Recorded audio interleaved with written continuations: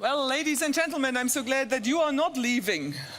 And I hope some of those folks who make just a little break to grab a fresh cup of coffee might come back, because we're discussing indeed, at least I think, a very crucial question. Is it a necessity, not a choice, the future of the NATO-EU relationship? Before I welcome my distinguished guests, who actually might come to stage right now, I'll pass a question to the audience first. Okay, fine. I'm very interested in your take. What do you think? What will survive longer? Thanks. NATO or the European Union? Your take, what will survive longer? NATO or the European Union? Who goes first? Three quick. Sir, here's a brave one in the back.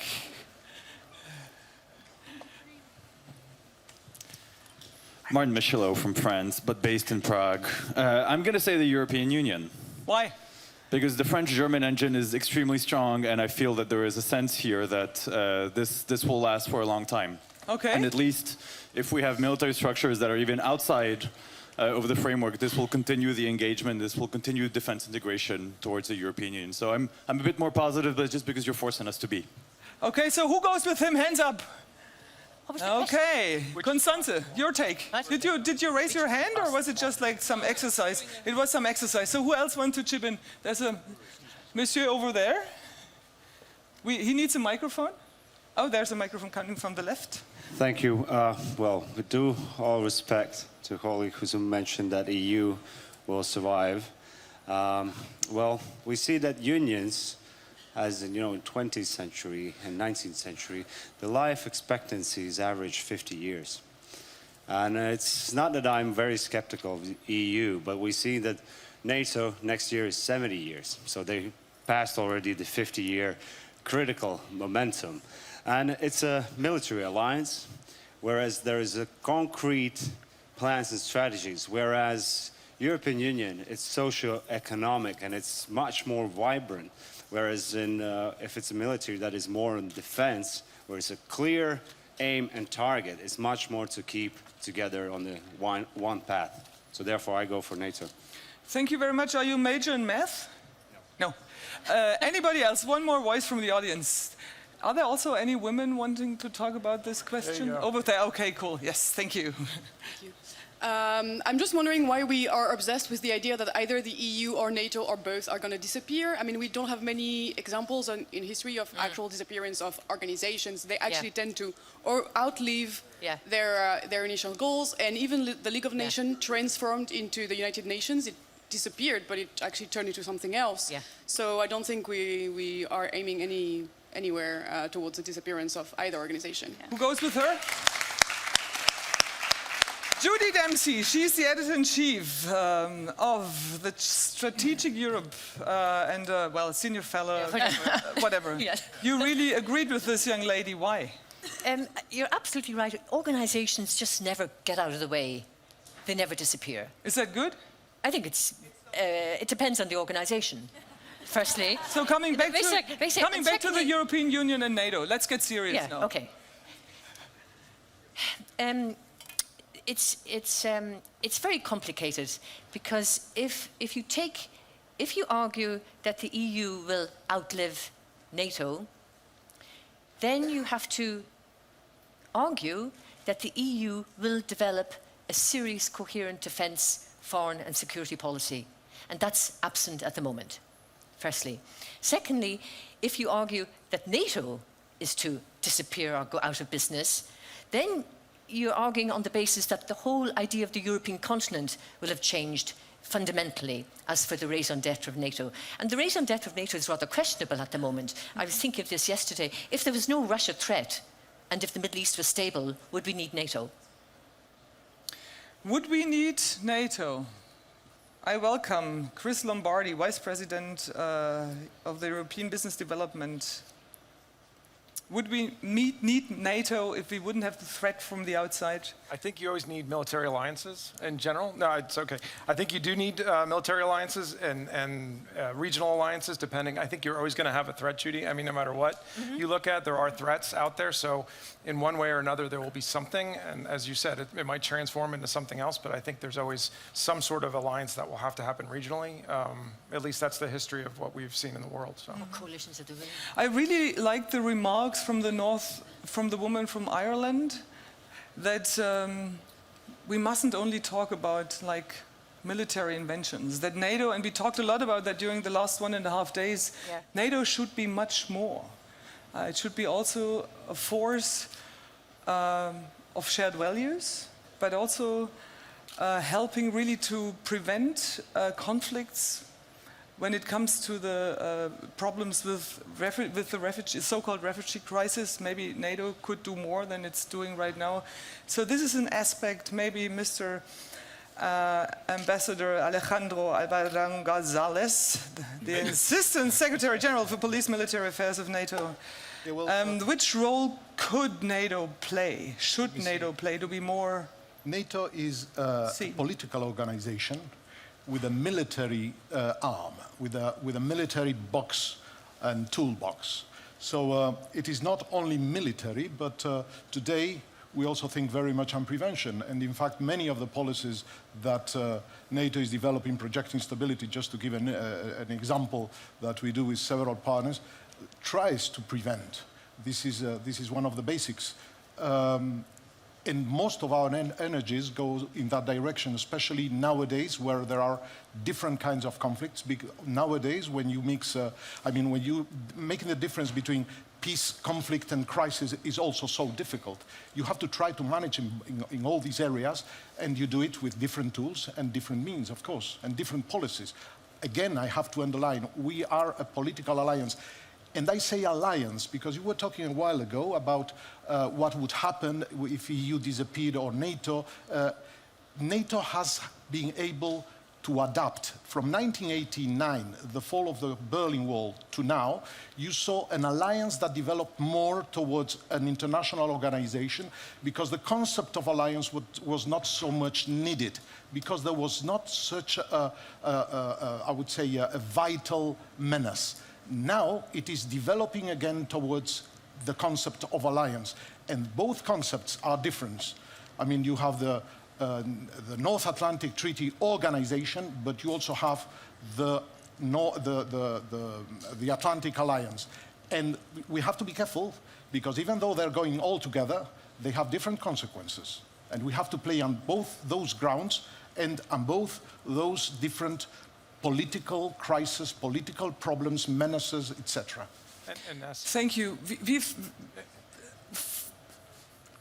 I keep you in mind. We've been talking a lot about the problems and the possibilities of NATO. The topic of this round is a necessity, not a choice, the future of the NATO-EU relationship. I think it is important to talk about the European Union at this point. Yeah. You have been the Poland's Deputy Prime Minister. You have European Commissioner. Exactly right. I welcome Elżbieta Bieńkowska, Commissioner for Single Market Industry. Yeah, you have been, you're Polish. You have been Poland's Deputy Prime Minister. When we talk about Europe, we have to talk about countries like the country you come from. Yeah. How would you explain? May I? You can go in the middle. No, I don't want to go in the middle. How is the European Union doing right now? Pretty well, you know. I just wanted to start from this personal note. I don't know how many of you in this room, being my age also, because I was in my mid-20s when the revolution came. So I remember, you know, what were our feelings and my generation feelings toward NATO in EU. And of course, if you ask me what will finish or what will last longer, EU or NATO, I will respond exactly as you responded. Why they should really conclude, why it should not last much long. And you know, I'm dealing now with the European defense industry mostly. But of course, the cooperation, because the topic, the title of this panel is necessity, not a choice. Not a choice, yes. it is necessity. It is necessity. We are allies. We are sharing the same values. Do we? And yes, we are sharing the same values. And we are facing the same threats for the last several or few years. We are sharing the same threats, external, internal. They are changing, they are evolving. So we in the European Commission, of course, responding to what we are asked for by the European member states, because it's not our role is to execute. We are doing our best on two things. First, of course, on our cooperation with NATO, and I have to tell you that during the last 2 years, since the Warsaw Joint Declaration, it's moving forward in a really unprecedented speed. We have together 74 common actions. We are working at the very working level. I was personally a few times at the NAC meeting just to, because transparency is also the most important, just to report what we are doing internally within the European Union on strengthening our internal defense capacities. Because this is the other leg, the other pillar of my work. I'm really working very hard, and I like to be devoted, and I like to be really devoted to my work. So if I do not believe it, then it would not work. So I'm trying to really do my best to find, and we found this solution, to find the best solution within the European Union for member states to cooperate. We are starting with the industry. That's why me here. I'm not defense commissioner. Thank you. Judy, do we share the same values in the European Union? Commissioner, you can stand up if you want. I don't want to stand up. Okay, you Thank could. you. Okay. They asked us to stand up to be a little more lively. You know. I will limit. No. Okay. Commissioner, this values issue, the EU put great store on values until quite recently.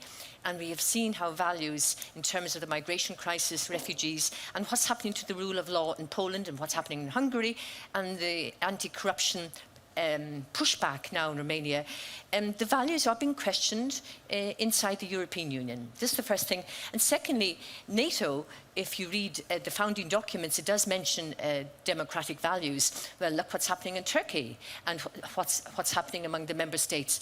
And I think realpolitik and national interest have taken precedence over values. Values are difficult to defend.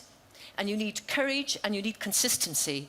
And these aren't actually being pushed through at the moment. The Commission is trying with Poland, and it's very, very important. But what you need is consistency, and if you're going to talk about values, stick to them.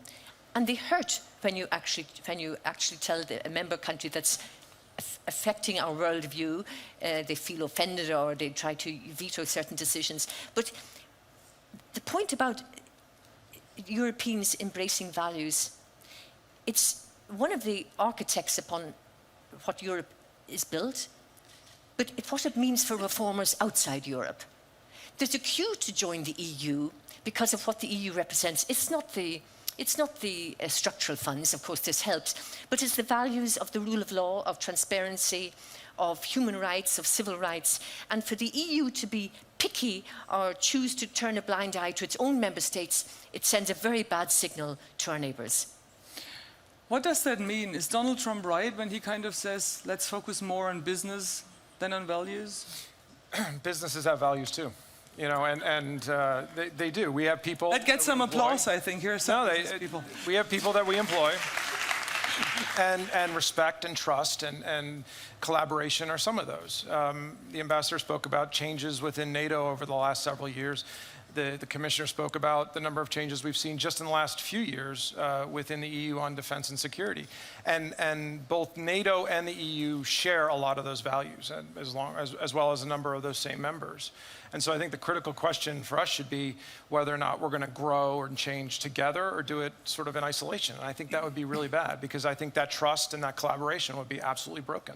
But isn't the European Union drifting apart? I mean, no diplomatic answer. No, but really seriously, if you look at countries like Poland, Hungary, you know, all the internal problems we see when it comes to freedom of press. What I see is a world that has evolved from I would say, direct military menaces, which do exist and are there, to another one in which we see hybrid menaces that have to do very much with eroding our values. Values and principles, I have to put it very clearly, are the basis of the functioning, not only of the Western world, but of the organizations that are basic for us. And this is the European Union, and this is NATO. And this is why 22 members of the European Union are in NATO. This is what we defend. In the late times, we used to talk of territorial integrity or defending of sovereignty, but in the end, if you take all this and you decompose it, what you're talking about, especially today, is defending the idea, basic idea of freedom. There is a menace to freedom, as it has always happened. In 1989, we saw, again I have to go back, the Berlin Wall fall, and the guy called Fukuyama said that this represented the end of history, because democracy had won. It was triumphant all over the place. It would expand in a natural way. Nobody said that if it was expanding, it was as a consequence of the victory of I would say, the main political culture. Now, today we are seeing this maybe going backwards. The risk exists. The possibility that the end of history was not real is there. And we today are competing. We see two systems, one autocratic, I would say, I can say it like this, autocratic, corrupted, and aggressive. And funny enough, it attracts people, it attracts regions, it attracts some nations. And another model, which is the model we have defended, be it in the European Union, be it in NATO, which is, or tries to be at least, that has this ideal of being more open, more transparent, more free, more democratic, more human rights based. This is what has to be the engine of everything we are doing nowadays. And this is the main base for NATO in its policies and in its future. This is what we are looking at. Ines, can I go back to you on this? Do you want to answer because to that? I only wanted to say that I fully agree, that I share these views, that that really values are something that we need to defend. The values are the basis of our unity in the European Union, but also in NATO. And of course, I'm not naive. I know in what world we are living. But really, the values are much more important, or more important for me than even economy or money or anything. Values, something. And what does this keeping us concrete together. mean? I mean, which options do we have, concrete options, to deepen the relationship between the European Union and the NATO at this very moment? I think that we did the right step 2 years ago with the, as I said, with the joint declaration, and this cooperation is moving very well. We are cooperating very actively on cyber security, on hybrid threats. As I said, this is a cooperation that have never happened before the Warsaw Declaration. So I think we just don't need to just go on with this approach that was taken 2 years ago, because it's going quite well. And what I was afraid, as we started with the internal EU, within the EU, defense cooperation, from the very beginning, I was trying to be, I use this word, transparent, because I think that the complementarity is the word that is key here. So to be transparent toward our NATO partners, especially those that are not EU members, because 22 NATO members are EU members, so 22 EU members are NATO members. So I was trying to be transparent and really, because this is I'm quoting myself, but I repeat it on and on. The stronger EU in defense is stronger NATO at the same time. There is no contradiction between those two. Thank you very much. I would like to open it now to you, ladies and gentlemen. Do you have any questions, any remarks, any ideas how to strengthen the relationship between NATO and EU? Please, a microphone here. I think you made a brilliant point about the overall values being undermined when we have members who perhaps don't achieve the level that we expect of them. But the challenge is, once they're already members, what options, what consequences, what can we do to ensure that we preserve the values of the Union, both the EU and NATO, particularly in NATO where we have no opportunity for a member to unexceed. Please. Let's make it precise. What about Turkey? It's a very great question. Actually, you know what? They should reapply. No? Who decides? well, if it goes to be the council, well, then we'd have to change elements of the treaties. But actually, make it public, treaty change, it would be very difficult, but there should be the possibility when in the future, when members join, you have to reapply if the rules are broken. Sanctions first or else reapplication. Do you agree? And for the EU too. Well, no, the EU is a bit more complicated. It's even more complicated. Yes, and the EU, well, there are... But is it realistic, Judith? Is it really realistic? I mean, we want to be realistic. We are living in a bubble anyhow. We kind of know that. Well, we shouldn't be living in a bubble for this. And the Commission is trying to have a dialogue with your country on this. Definitely, the European Union was not prepared for the situation as it is now. I will not speak for NATO, but definitely all of the institutions, European institutions, so Commission, Parliament, the Council, we are trying to adapt to this new situation because we are not prepared for such situation that we have in some member states. Let's not name them. So some changes really have to be made. Yes. Okay, we keep that. Yeah. One conclusion, sir. Yes, I was Carnegie from Latvia. Yesterday we talked about holding barbecues to inform people here about what's NATO. I think we need something even more than barbecues to inform people what the EU is all about within our countries in Europe, and it's even worse problem in the United States. Where there it's not just indifference or the two senators who are talking today. In some cases there's open hostility to the EU. And if we talk about EU-NATO cooperation, 79 points, those of us who are in policy making, we understand that. But if there's indifference or hostility within the US toward the EU, how are we going to keep EU and NATO cooperating together? I think that's a very, very important point, but also vice versa. And I have to say the press conference of President Trump today doesn't help, you know, looking from the European Union towards the United States of America.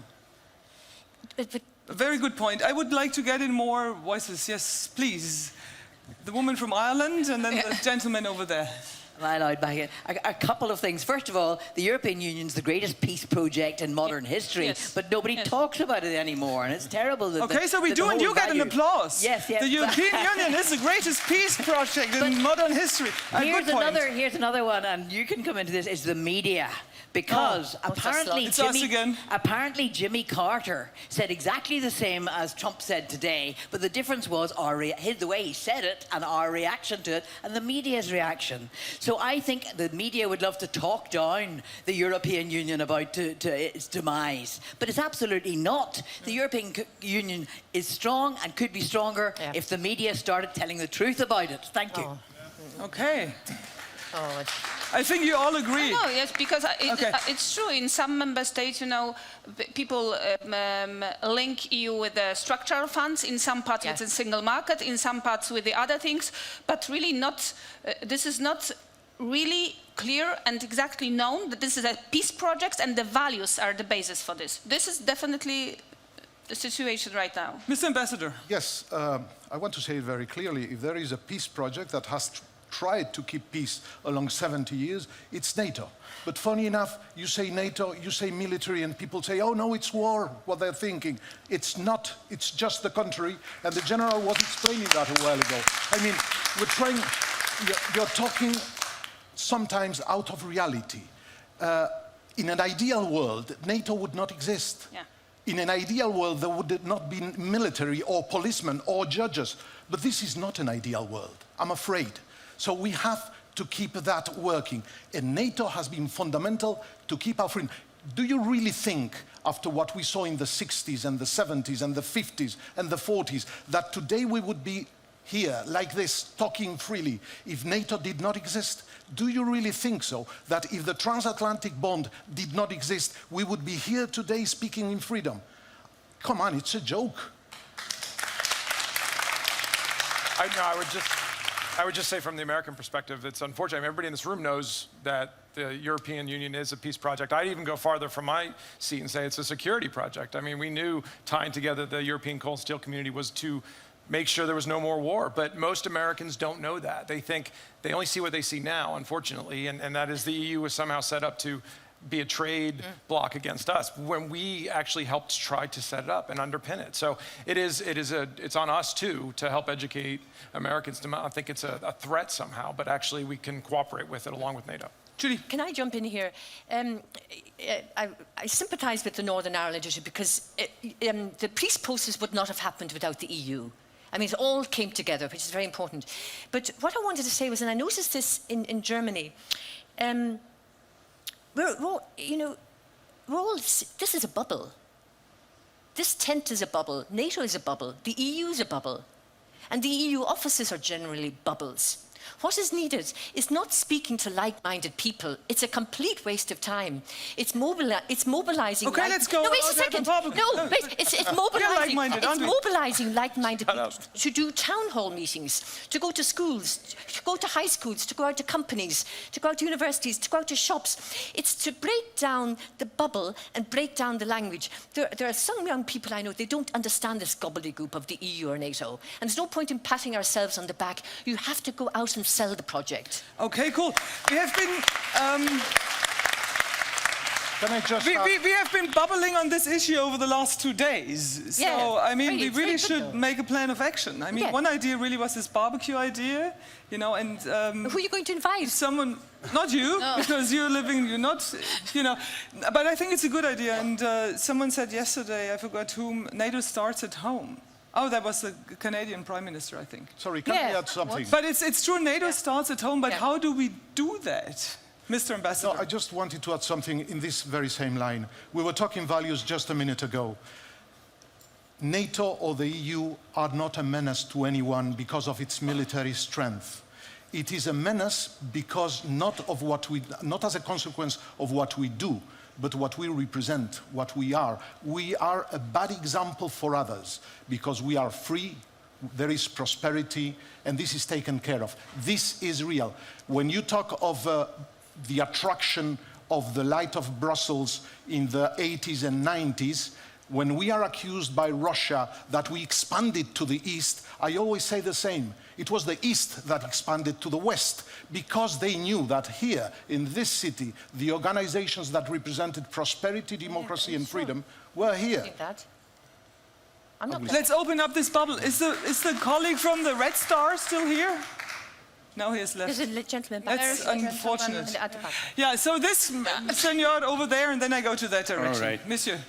Yes, my name is İlter Turan. I'm from Istanbul Bilgi University, and I wonder if there is not a contradiction in this idea of cooperation between NATO and the European Union. And the contradiction is this. If NATO does its job, then there's no reason for the European Union to do the same thing. No. And conversely, if the European Union does such a good job, then we don't need the European NATO. Or at least, I mean, it was make a challenge to NATO.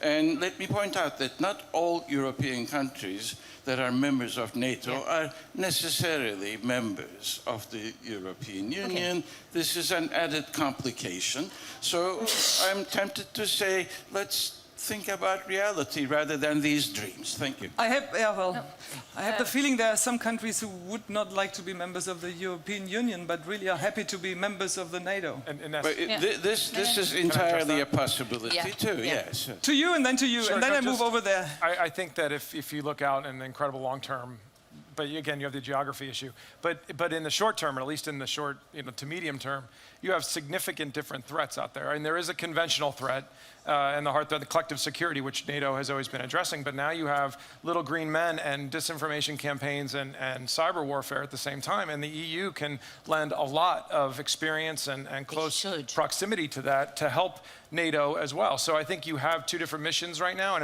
if they do it cohesively and coherently, then it could work really well.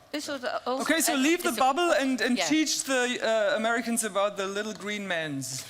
Okay. Not really, but as I said, we were discussing it also in the framework of NAC, and I have not heard from any ambassador some concerns about whether that there is a contradiction. As the way that we are presenting it, the way that we are trying to start this cooperation, because for 60 years there had not been any defense cooperation in Europe. The way we start to develop this is also.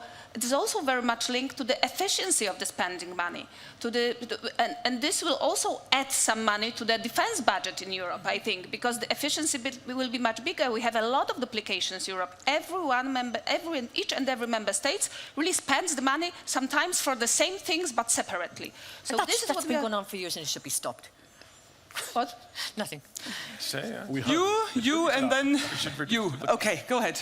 Thank you very much. Ulrik Schmidt from Denmark, and I just want to say thank you, first of all, for hosting this amazing event and for having a third of the participants being youth, because I think we are actually already out there. We have volunteers starting to do that education in high schools, in universities. I know projects in Romania that does in education on fake news. I know people trying to reach out on democratic values in Portugal. These things are happening, but for 30 years we have been taking not only transatlanticism but also democracy for granted. Precisely. And no one wanted really to invest in it. And now people are reinvesting. So we just need to ride that wave up. And I think this discussion here today shows that NATO and EU wants to do that partly together. Some things you can do together, some things you will have to do side by side in complementarity. So I just want to say, there are many people here today from young associations, and they're doing a part, but they need a little more push. Precisely.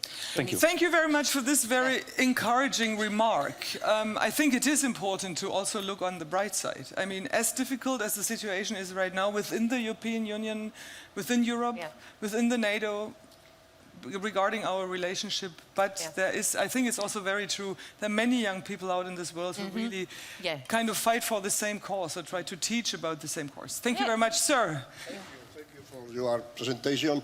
I think that, first I will say that I am Federico Yáñez. I am a retired general of the Spanish Air Force and a former assistant deputy director of the International Military Staff. I think that the issue here is that both organizations have a long history. We are now going to celebrate the 70th anniversary of NATO next year. We have celebrated this year, I think it was the 65th anniversary of the Treaty of Rome. The development of both organizations has been different because in the European Union, the first thing was the pillar, the common, the European community, the first economic matter, the pillar, then there was the legal, and now finally we got, after the Maastricht Treaty, the defense pillar. And then on NATO, as the ambassador mentioned before, is not a military organization that some people believe. It's a defensive organization, political one, with a very important military branch, command structure, that is very unique for any other organization. So what's your question, sir? Yes, the question is, not the question, the real thing is that the title of the panel that you prepare is very well done. It is a necessity, not a choice.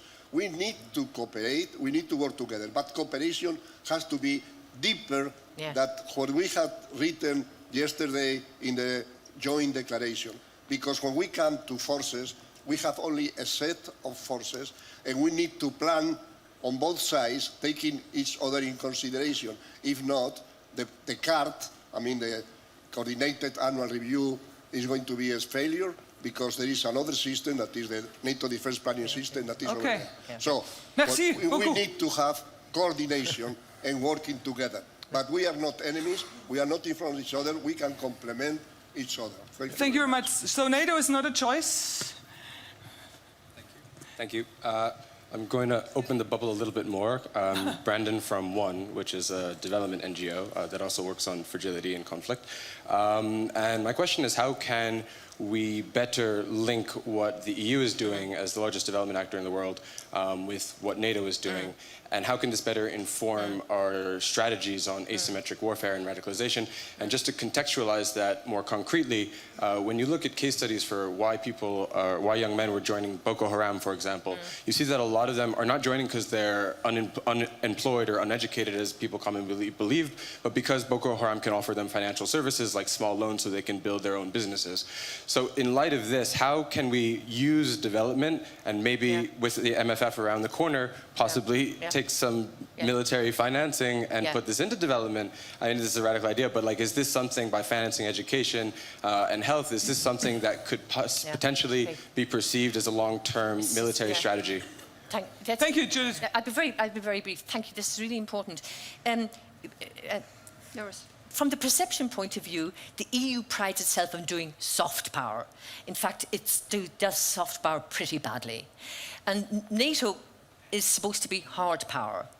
And the EU, in terms of what you do, intellectually the two could be complementary. If NATO does a hard power mission, you just can't leave it what the Americans did in Iraq. You've got to follow it up immediately with soft power, with development, with infrastructure, with hospitals, with sanitation, with water, with actually being able to build on victory.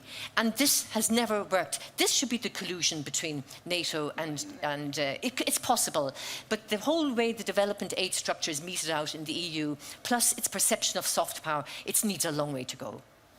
So many changes you ask for. Yes. Okay. Please. I just wanted to make a small remark from what we started. I was told that organizations do not die. I can assure you that organizations that lose function, they die. We had an example of Western European Union, the so-called Sleeping Beauty, that passed away in 2011. Yeah. So what I want to say that as long as NATO managed to adapt to the evolving challenges, and as long as EU manages to answer the needs of the people and not drown in bureaucracy, the organizations will continue to work successfully. And there is one thing that we all should keep in mind. Developing democracy is important. It is the guarantee of peace. Democracies do not fight each other. So this should be the main aim of both organizations, to spread the values as much as possible. Thank you. Thank you very much. Organizations can die, so there is really kind of no real way to lay back and think, we've existed for so long, nothing can ever happen to us. That's what you're saying. Lady in red. Thank you. Organizations do die. Let's remember the Warsaw Pact. It died. And that's how NATO evolved more. That's why NATO was created in the first place. And NATO is nothing more than the cooperation of Europe and the United States. Canada. Now, the fact that NATO is involved in Iraq and Afghanistan, I don't know whether the EU would be willing to be involved in Iraq and Afghanistan by itself. On the other hand, another question. Yesterday and today, we had this big problem with President Trump, the US discussing, okay, we're not taking everything for granted, but discussing of funding and how the US would not invest in NATO, which left the EU countries to invest in NATO, in defense, which means we have the Euro defense in NATO. On the other hand, may I say, because I might sound peculiar from what I'm saying, I'm not in political sciences, I'm not in international relations, I'm a citizen, I'm a medical doctor, which means my views are such of a citizen, not of a professional in the field. So the people, and I am from Greece, I forgot to say that, it's an important part. The Greeks at this point are despaired by the immigrant crisis. We have over 1 million immigrants, we don't know what to do with them as a country, and they're desperate, they don't know what to do with themselves. We're asking the EU, we're asking NATO, yes, they're trying to support Greece in securing the borders. We have Frontex. How effective are they? On the other hand, we have another NATO country, an ally, Turkey, who is not keeping the immigrants as the agreement is between the EU and NATO. So all these problems that are today, that we have, I believe we have a crisis of leadership, we have a crisis of values. It's very nice to say we support the same values. Yes, we grew up with some values. Today, I think these values are to be discussed whether they exist or not. And our democracies... A question? Do you want to address a question or just deliver your statement? I think I'll just make a statement, and I would like the comments on this statement. Whether one more statement, then we want to get the other people involved. That's true. Okay, fair enough. Okay. So one more statement. What do you want to put into at this this point, where both NATO and the EU are sharing some common elements, defense in this sense, and the political forum with the US. And the people, the citizens, have a crisis in believing in either of them. Okay, I What get do your we do? point. I will pass this as a question to the panel, and then we go back to you. Do the European member states need to invest more in their own abilities to defend their states? You mean within EU? Or within the European Union? They decided, yes, I share this view, but I will maybe respond to also to this comment. Because, you know, as we ask the European citizens, and we have such data almost every month, what is the most important, what is at the top of the list, what they need European Union for? They say security. This is for now the really on the top of the list, and this is also our response. This is our response to the challenges and to the threats that people see around. That we try to cooperate, but also show them, maybe not enough, definitely not enough, that we are really responding to the needs. I also hate bureaucracy. I hate, but I think this what we are doing now is very concrete. And this what we are doing together with NATO for the last years is very concrete. This is not bureaucracy, these are not papers. This is a real work, real actions, and real money behind this. Any remarks from the panel? Yes. Just, I wanted to underline with her. First, it's true, we have two different toolboxes. It's probably much broader that of the EU than that of NATO. NATO has an expertise which is military, but we complement each other very, very well. Someone was mentioning that if NATO did well, EU would not exist and vice versa. We go again to the ideal world. We are not in the ideal world, and we need to complement each other. And we need to do it also in defense, because we need to see where the gaps are and where our policies can go better. You have those instruments in development, education, governance, etc. I remember, and sorry because I'm Catholic, and I remember a sentence from Pope Paul VI when he said, "Today the name of peace is development." Well, someone said he's communist. Now we would say he's got some common sense. Now, when you say today the name of development, the name of peace is development, then you have to say, if you want development, you need peace, therefore you need security too. And I go to something else that was said, and which is connected to all this. They take democracy for granted. Whoever takes democracy for granted will not be ready to defend it. Yes, yes. Strong words. Sir. Germany, German Council on Foreign Relations. First, I want to congratulate you for the section, in my view, where the lowest number of people hang over their cell phones and pretend they're listening while the thing is going on. So this is a very interesting debate, and you attract the attention. Second, I raised my finger in the... Maybe the batteries are empty. Or it was more interesting around 12 today to look at the cell phone, I admit. Now, I raised my fingers in the values section, and I think it's important to remember that the values of the West, and I don't want to speak of EU and NATO, but use that word, are in danger not because of a competing ideology like in the Cold War, but because of new technologies that we have to somehow manage in their relevance for the values, for the liberty, for the dignity of the individual that are at the core of Western thinking.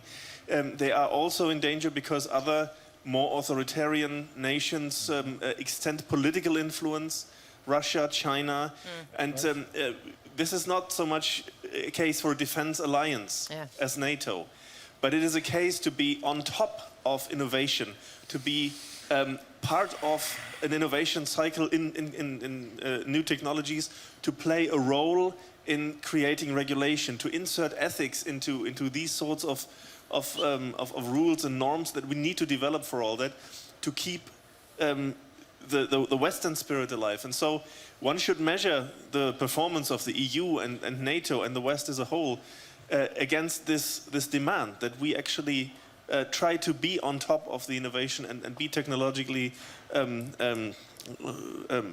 sophisticated and be able to add that sort of ethics into regular life. Otherwise, it's useless. Next to that, I would say, don't forget that over years, EU's existence was made possible because NATO was there. That's no longer really true, but I think when we talk of the D in ESDP, there's not much to it. So we still need both organizations. Thank you very much indeed. Waiting for ages. Yes, who is waiting for ages? And then you can pass on the microphone to this There is gentleman another with one the beard, and then the waiting next for one with ages the... behind. Yes, there is Who is, another one. who is aging yes. behind me? This young Yes. man, he can Yes. age a little longer. Is there another one? Lady, please.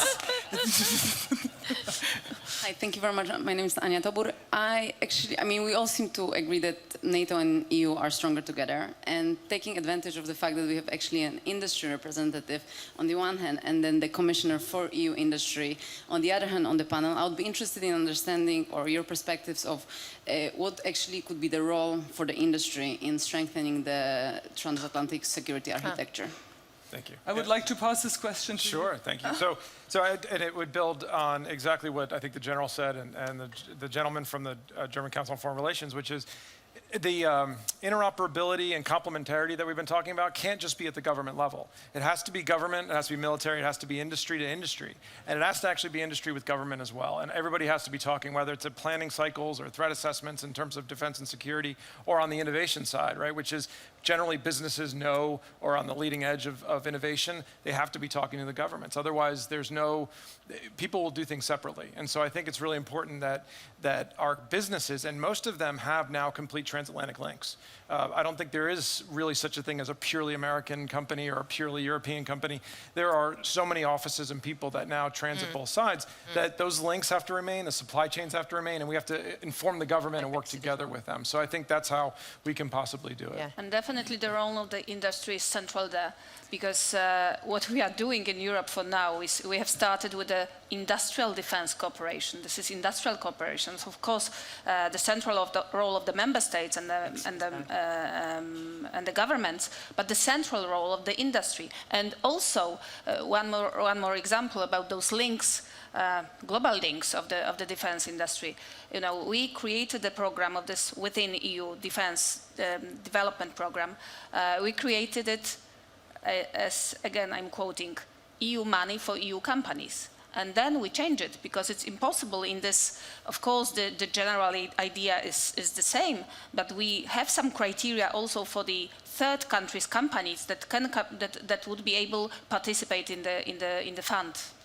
But people, let's be honest. I mean, we're having a president who is kind of working against this idea of free markets. And he rather wants to make a deal between you and me and not between Europe and the United States. And that ignores, I think, 20, 30, 40 years of globalization. So yes, but now I could point to this administration and say, you know, every U.S. Army officer is actually protected by a Saab Carl Gustaf weapon system.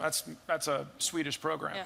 Or the nation's capital in Washington. So the White House is actually protected by a system that was developed by Norway, by Kongsberg and Raytheon together. And the Norwegians here. So that I mean, I know that's not EU, but it's European. Yeah. And those are the things that I think are oversimplified sometimes at the political level. So we, as industry, need to, I don't say ignore it, but we listen to it carefully, but we really work at the industrial level and with the armed forces and continue that relationship. Otherwise, we're going to all fall to this narrative that's not true. So we have to make sure that we keep those links going. And also tell those stories, yes, right? Absolutely. Very important. This bearded man with the glasses. The man with the glasses. Thank you so much. Pohl. I'm the defense analyst of the Istanbul-based think tank EDAM. Actually, I had to make a short intervention because I heard something about Turkey not keeping the refugees well, and that's a sensitive issue. I will not take much time, and I will, in the end, will ask a thought-provocative question. But actually, a NATO country, hosting 4 million refugees, and NATO, the only NATO country with no boots on the ground, that didn't adopt a no boots on the ground policy vis-a-vis ISIS, and cleared the western bastion of ISIS, Elbab, by conventional armed forces. Actually, I think do not deserve to hear such a thing. That's a very valid point, and I should have corrected this misinformation. Thank you for that. First, because it's that some people say this is one reason why you're still in NATO. And as a military scientist, I like to say that we are not addressing the source of the problem. Since the 1982 Hama uprising, the Ba'ath regime of Syria now enjoys favorable demographics. And the Syrian generals, all of them sanctioned because of the war crimes, are openly threatening the refugees for not coming back to the country. And if you were a refugee in Turkey coming from the Sunni neighborhoods of Hama, for instance, you wouldn't go to the area of responsibilities of those generals who are sanctioned like 5 times, 6 times by United States Treasury Department or the European Union, where they are like walking like openly. And one question to my distinguished European colleagues here. Most of the time, Turkey is really criticized based on the democratic parameters, and I think you really have a voice in that. You really have a reason in that. But asking a thought-provocative question, do you really want the Turkish people to decide on the refugee deal democratically? Are you ready for that? Are you ready for the answer? For asking the Turkish people and Turkish people answering to the refugee deal very democratically through a referendum, for instance? Yeah. Thank you so much. I think that was a rhetoric question. Thank you for that one, sir. Sinan Ülgen, also happen to be with Edam in Istanbul and Carnegie Europe. I just want to bring a crystal ball in the middle of the room, if I may, and ask the panelists their view about 10 years down the road, how the EU-NATO relationship has changed. Are we likely to see more of the same, namely, a bit more of what's being done now? Or are we likely to see a systemic change that can be the EU adopting, a more strengthened attitude towards security and defense? Or alternative, that can be NATO becoming more political, more oriented towards crisis management and so on. So what do you think in terms of how this relationship is likely to evolve? Thank you very much. You keep this question in mind for the last round. I get another 3 questions, please. No more remarks. Please, sir. I know. It's aging, yes. So, yes, the young man. Good afternoon. This is Bruno Lette from GMF. I do appreciate the value debate, but I also would like to get back a little bit to the real world. Because what is the value of EU-NATO? It's peace and prosperity. And peace is prosperity, but prosperity can also sustain peace. That's why I think I would like to hear from the panel as well, what could be a more ambitious agenda between the EU and NATO, since this panel is about EU-NATO cooperation? What could be a more ambitious agenda between the EU and NATO to guarantee that prosperity as being a way to peace? Thank you very much. 2 more questions. This lady and then the still young looking I think the young man has been waiting for quite some You've time. had the microphone before. I have already, so I'm happy to... Go for it. Okay, just a very quick question. I would like to hear the panelists on... Sorry, Alice Penier from Johns Hopkins University in Washington, D.C. I would like to hear the panelists on whether Brexit is an opportunity or a challenge for EU-NATO cooperation. Okay. 3 heavy questions, and I just got the good news that we have 10 more minutes, so you get a little bit more time to answer this question, please. Since I missed the remarks, if I may just make a short remark. My name is Dénes András Nagy. I'm from Hungary. And consistently in Eurobarometer polls, Hungarian and Polish EU member state citizens have shown that they are among the top pro-EU populations within our union. And as a young Hungarian, European transatlanticist who's worked in our EU institutions and for our military alliance, NATO, might I ask for more optimism?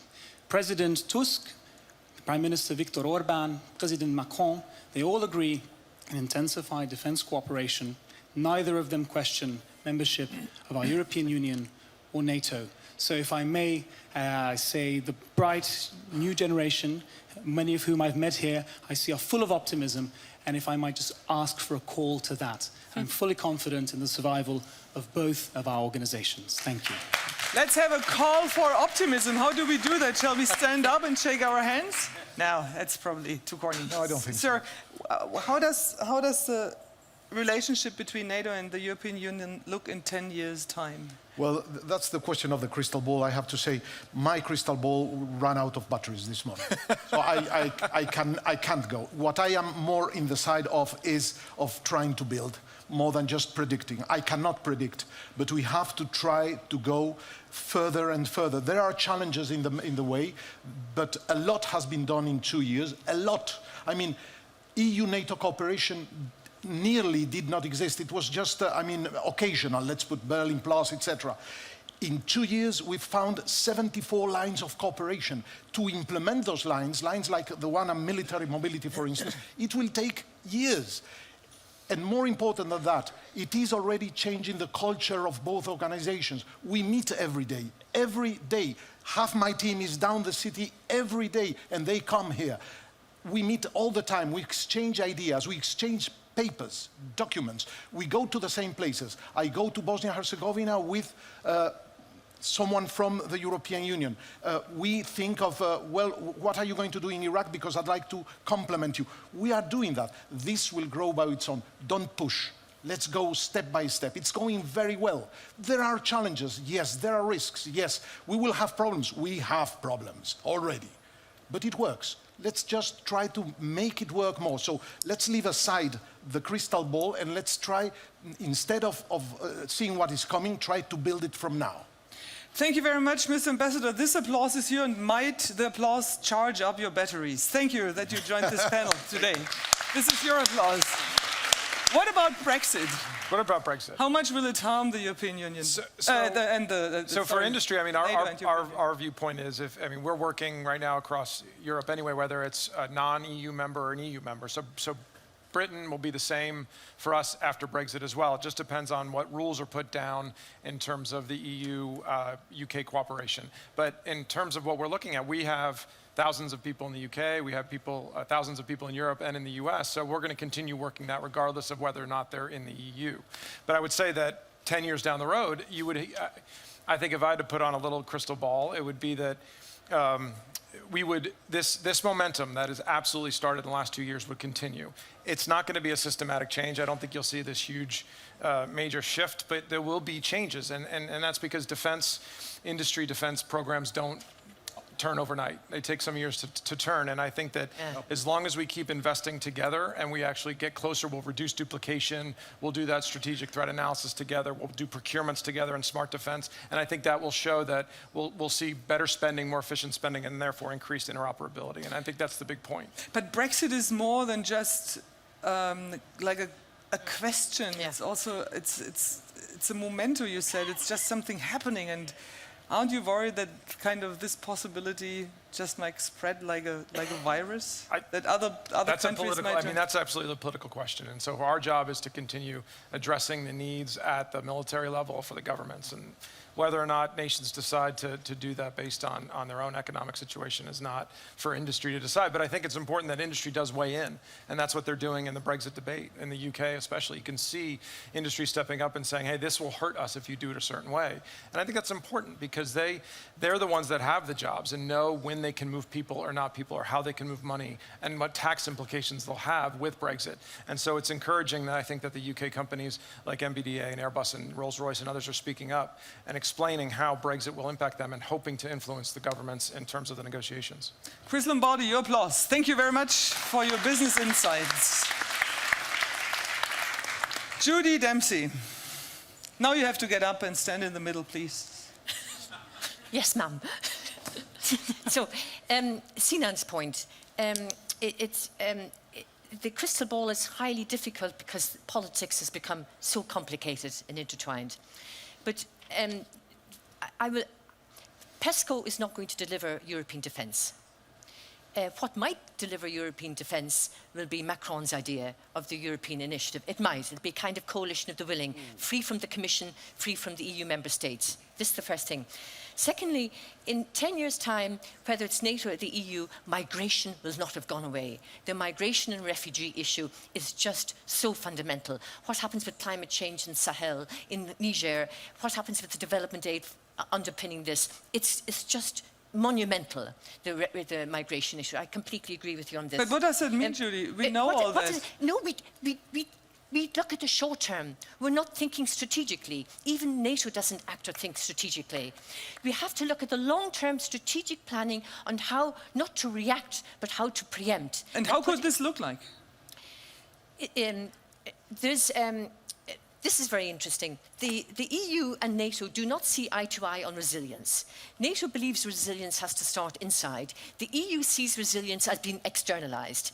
And in some ways, they have this word stabilization. Let's stabilize before we talk about, you know, human rights or clean air. Let's get the fundamentals right, the infrastructure, development aid, sanitation, clean water. Then you can build up civil society, perhaps in parallel. It may sound rocket science, but we have the funds to do this. We have the money to do this. And this 10 years is very short. It's a very short thing. And one last thing I wanted to bring up was Brexit.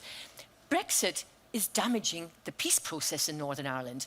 Brexit undermines the European dimension of peace, firstly. Secondly, Brexit, as for NATO and the EU, I mean, look at British defence spending. It's miserable. And it'll weaken EU defence capabilities, although Macron has invited Britain into this because of their strategic outlook.